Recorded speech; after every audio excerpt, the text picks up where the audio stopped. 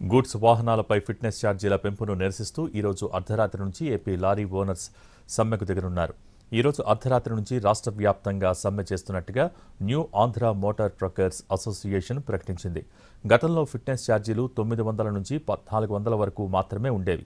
తాజాగా 2300 నుంచి 33,000 వరకు కేంద్రం పెంచడంతో లారీ యాజమాన్య సంఘాలు అభ్యంతరం తెలుపుతున్నాయి.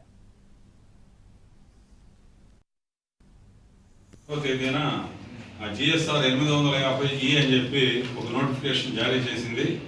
అందులో ప్రధానమైన ఉద్దేశం ఏంటంటే ఈ వాహనాల యొక్క ఫిట్నెస్ సర్టిఫికేషన్ ఛార్జీలను విపరీతంగా పెంచి ఈ కార్లు ఈ 15 సంవత్సరాల బళ్ళ వరకు 944 రూపాయలు తీసుకుని మరి పాత బళ్ళకేమో 10,620 రూపాయలు చేశారు. మరి అట్లాగే ఈ లైట్ మోటార్ వెహికల్ దగ్గరికి వచ్చేసరికి అది 944 నుంచి 20,060 రూపాయలు చేశారు. మరి అట్లాగే మీడియం గూడ్స్ వెహికల్స్కి అది 1,416 నుంచి దాన్ని 26,668 చేశారు.